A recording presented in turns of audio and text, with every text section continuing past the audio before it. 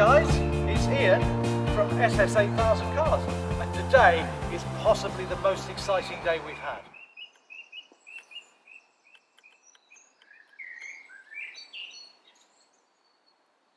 This is the house that Matt LeBlanc filmed his last series of episodes, Series 5 in, and literally they only completed that 2 or 3 days ago, having started it last weekend.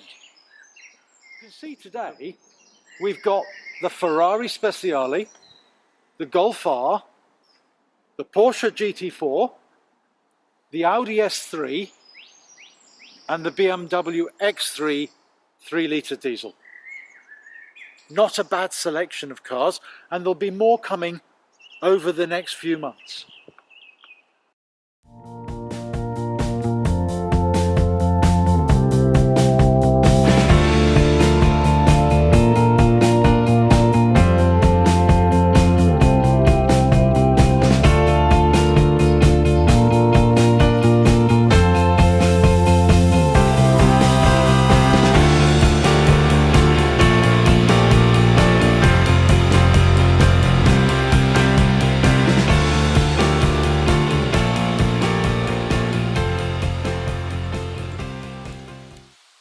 The S3 doesn't look quite as striking, in my opinion, as the Golf R.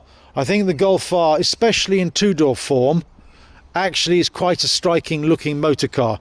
Probably helped a little bit by the blue, the radiant blue colour that it's in.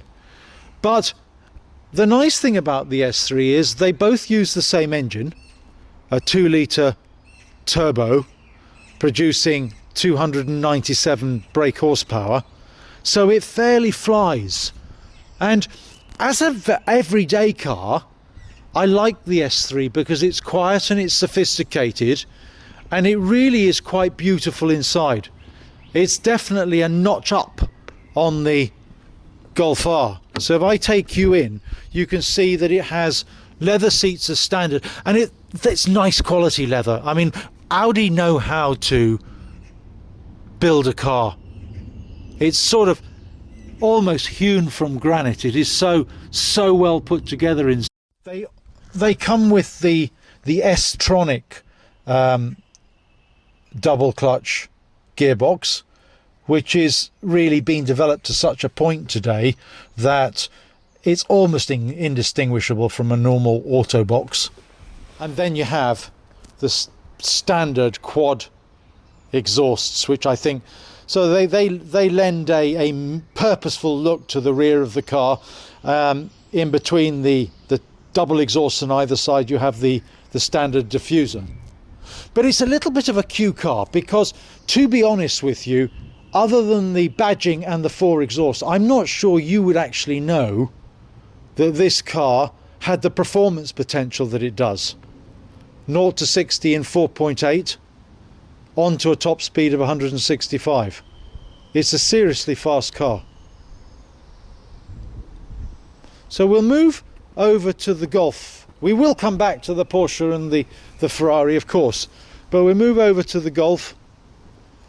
Again, I love the colour of the Golf. I think the colour sort of lends a sporty look, and again you have the quad exhaust system, slightly deeper diffuser, also in gloss black, which I think looks a bit smarter than the Audis. I like the two-door. I mean, the two-door is really smart, and if you come into the car, it is well appointed inside as well. I mean, maybe not quite to the standard of the Audi, but it's much airier inside because the glass is deeper and wider. We don't have the leather seats in the Golf. They're quite a significant cost extra, so we went for the Alcantara and the cloth seats, but very smart, very supportive. You know, I think as an everyday car, again, it's absolutely fantastic, and yet in race mode the performance potential of this is just immense. So coming over to the Ferrari 458 Speciale, it's really the leader of this group, and the car that we actually bought first. I mean, it's a really beautiful racing car. So you can see from the rear, if you compare the size of the diffuser on the Speciale with the size of the diffuser on both the Golf and the Audi, you'll see that this is a very serious racing machine. And we've had this car on track. Unfortunately, we didn't get film footage of it, but we'll be taking it back on track. It really comes alive on the track. And there's no question at all that on the road, on a daily basis, you can never experience the highs that you get when driving this car on the track. It's a track focused machine. I remember watching Chris Harris's 2014 Car of the Year video, where he had the GT3, the new 991 GT3, and the Ferrari 458, and he thought that perhaps the power was about the same. Now remember, in the Ferrari it's producing 600 HP, and in the Porsche 991 GT3 it's around 465, I believe. So there is a difference in power. When he came to do the lap times, this car was 5 seconds faster around Portimao on the Algarve than the GT3, which in track time terms is a lifetime. And interestingly enough, on the same day they had the 918 Porsche, which is the hypercar. The Ferrari was only 2 seconds, the Speciale was only 2 seconds slower than the 918, which is a phenomenal result. And to be truthful, when you're driving it on the track, you really do believe that, because the speed you can carry through the corners is utterly unbelievable.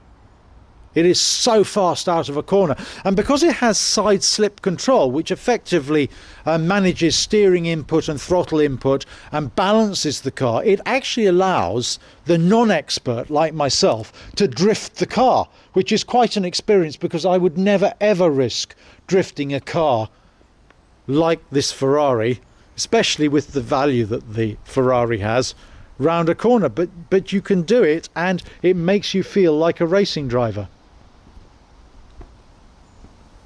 It's very driver centric inside. I know I've said this to you before, but there's really nothing inside that you don't need that might interfere with the driving experience. You do have a satellite navigation, but I must admit I don't use it. I'm absolutely watching the road when I'm driving this machine. As I mentioned earlier, there is liberal use of Alcantara. So Alcantara on the dashboard, here on the seats, full racing harness. You can see that we actually went out of our way to find one with a full racing harness, so you can use it on the racetrack in as much safety as possible, and full bucket seats. But even down to the doors, you can see that it's Alcantara at the very top, but it's carbon fibre. Very, very light carbon fibre on the doors. And this car is a mixture of aluminium and carbon fibre. So the doors are aluminium. The bonnet is aluminium, but almost everything else is carbon fibre. Don't know whether you can hear that. The roof is carbon fibre. So it's as light as they can make this. And although, as you can probably see from a width viewpoint, it is actually considerably wider than the GT4, it actually weighs the same. It's one of my favourite views is of the engine through the rear cover. It's absolutely fantastic. And even the racing stripes, you wouldn't put those on any other car, I don't think, but somehow on the Ferrari, a red Ferrari, you get away with it. Again, you can see metal floors, aluminium plates on the on the floor. You can get this with carpets, and in fact we were intending to originally, but in the end we decided against it. We decided that this was our racing focused machine, and you know, the fact that it had aluminium plates on the floor didn't matter. It's quite noisy to drive, so just from a road noise viewpoint, in terms of it coming in, the noise coming into the cabin.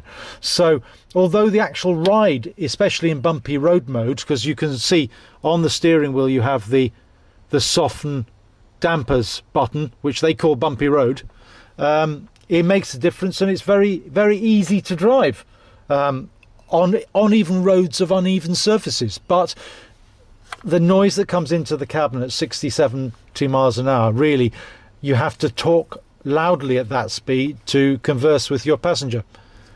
Really do like the steering wheel. I think the steering wheel is utterly beautiful. You have the Manettino over this side, which allows you to actually set up where you want the car.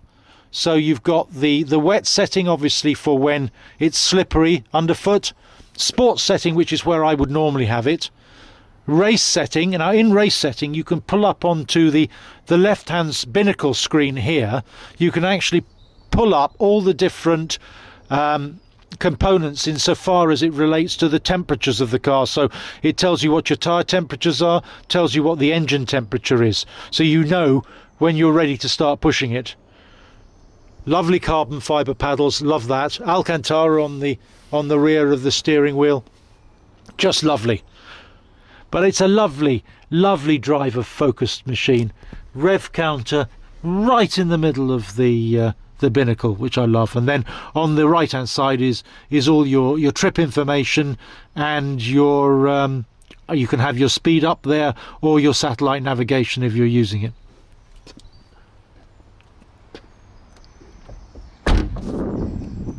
Love the look of the car from the outside.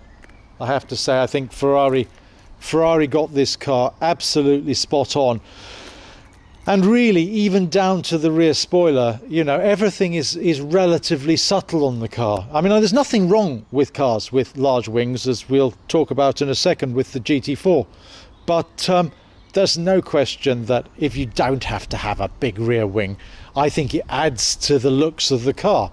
And again, one of the features on the 488, which I've never been entirely convinced of, but understand the reasons why you need it, is you can probably see here the air intake here to add air to the engine. Again, it's a naturally aspirated 4.5 litre V8. Is quite small and subtle just behind the rear quarter window here, whereas because the turbos need cooling, on the 488 you have huge grey air ducts in the side of the car.